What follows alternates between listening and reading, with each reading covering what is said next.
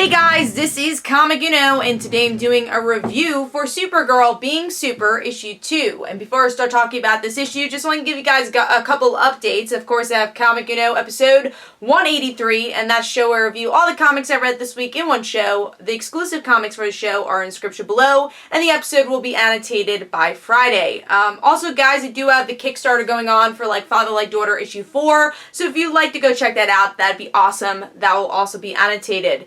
But let's start talking about this issue, which is Supergirl Being Super issue 2.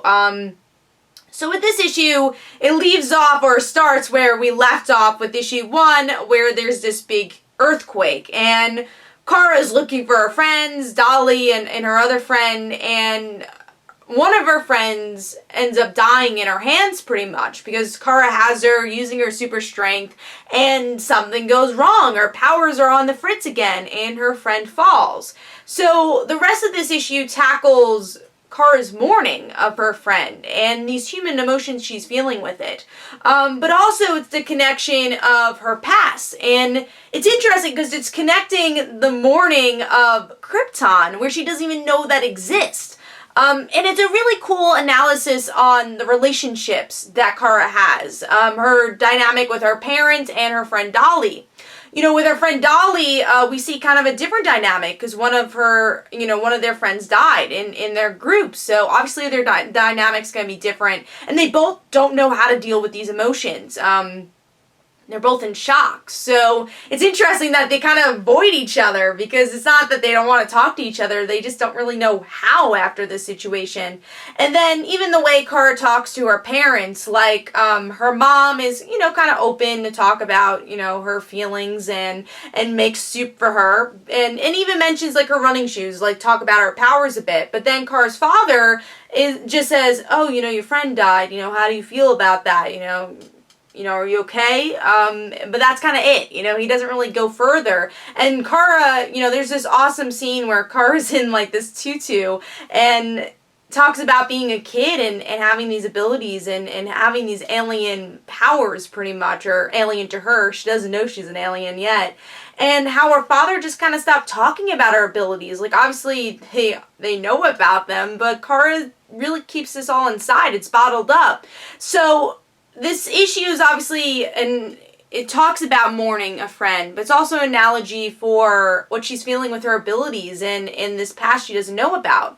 It was also interesting, they leave a couple details in this issue to hint at Kara's past, where her coach is asking some weird questions, getting these wristbands for them, and so why are they doing this? Is she a scientist? Is she connected to Krypton? So they kind of leave that these hints in the issue about that, and then Kara gets these blast of visions of her past by the end of the issue after dealing with her mourning process of her friend. So this is just a beautiful issue. The dialogue, the emotions. It's a book I 100% see myself reading probably once a year. I really love this story, and I can't wait to see where these next 2 issues go.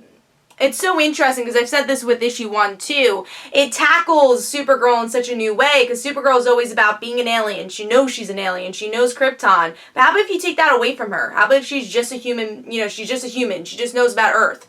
And then discovers the Krypton stuff later. It's a really nice twist on Supergirl. And also the artwork's gorgeous for this book. It fits this modern teenage tone. I like the text messages that go through that look like an actual text message. Really like the scene where Kara realizes her friend died. The inking is really heavy and it's chaotic because it's exactly what Kara is feeling. Even the small things with body language, putting her blanket over her head, eating all this cereal. The small things in this issue paint a bigger picture with this character story. Really, I love this book. I gave it 5 stars.